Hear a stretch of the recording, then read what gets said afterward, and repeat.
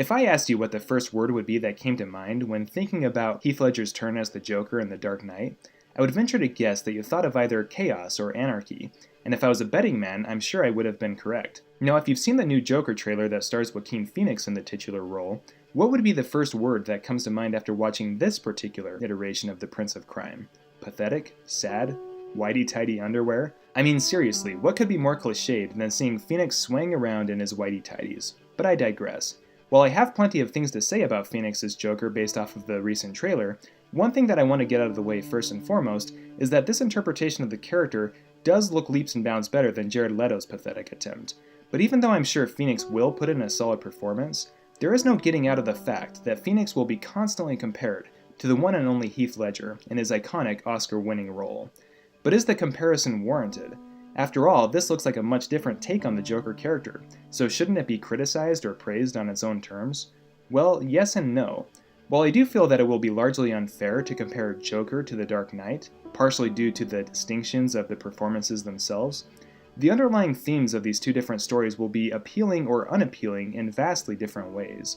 The question becomes, what made Heath Ledger's Joker so iconic and memorable in the first place? Or in other words, what was the big idea that made Ledger's Joker have such a lasting impact? The answer? Anarchy. As the Joker clearly states when speaking to Harvey Dent, introduce a little anarchy. Upset the established order, and everything becomes chaos.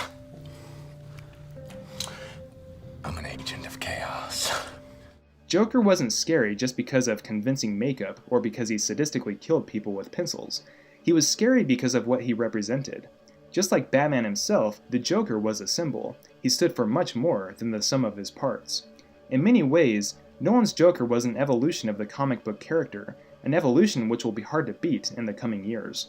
While the Joker character has largely skated by on his humorous antithesis to Batman's serious demeanor, Heath Ledger took it a step forward and gave the Joker an ideology that stands in direct conflict with the Caped Crusaders' principles and ideals. He calls direct reference to this impasse when he says, "This is what happens when an unstoppable force meets an immovable object." For historical context, while Jack Nicholson made a lasting impression in Tim Burton's Batman back in 1989, there wasn't anything inherently interesting about his portrayal of the Joker. He was zany and amusing, but aside from Nicholson's energetic performance, there wasn't anything memorable about the character. For the most part, Nicholson's Joker seemed only mildly perturbed at Batman's actions, and didn't consider him a force to be reckoned with, whereas Ledger's Joker knew exactly what he was up against in the form of Christian Bale's Batman. Unlike Nicholson, Ledger's Joker plotted and schemed to dizzying degrees to accomplish his goals. But in the end, Ledger's Joker only had one true goal, even if it wasn't readily apparent from the beginning. After Batman seemingly comes out on top in their final altercation, the Joker states, "You didn't think I'd risk losing the battle for Gotham's soul in a fistfight with you. Oh, you need an ace in the hole. Mine's Harvey." It turns out that the Joker wasn't after kicks, money, or even power. He was battling for the soul of Gotham. He was fighting to twist the city's spirit into a twisted version of himself. He wanted Gotham to mirror his own sick ideals. Deep down, Ledger's Joker believed that we're all selfish animals, and that since we're all mass hypocrites when it comes to our principles and values, that no one person or idea is better than another. To him, we live in a dog-eat-dog world, and to say otherwise is a blatant lie. In the end, we're all dogs chasing cars, just like he self-proclaims himself to be. Thousands of words have been written about Heath Ledger's Joker, and for good reason. He's not just scary in a horror movie kind of way, he's scary because, in the end, he has a point. If we all didn't have a little bit of Batman in our inner selves, then the evil thing lurking in our souls that's staring right back at us from the abyss would be the Joker. The Joker's embodiment of anarchy and chaos is a representation of our default, animal-like state, and that's terrifying. But putting all that aside, now we have a new Joker on the scene. Now that we've established what made Heath Ledger's Prince of Crime so powerful, what does this new take on the character have to offer? Or in other words, what's the big idea behind this new version? If Heath Ledger's iteration stood for anarchy, what does this Joker stand for? Well, from what I can tell, there is no big idea. Obviously, it's probably too early to tell based off of just one trailer alone, but after seeing Joaquin Phoenix's Joker get repeatedly beat up by street hooligans and living what can only be described as a miserable life, it seems that the only thing we're expected to do is to feel sympathy. This Joker is asking us to feel, not to think. It's asking us to replace fear with empathy. While Ledger's Joker was fueled by an idea, this new take on the character is fueled by circumstances. Empathy is the guiding force at work here, not intellect.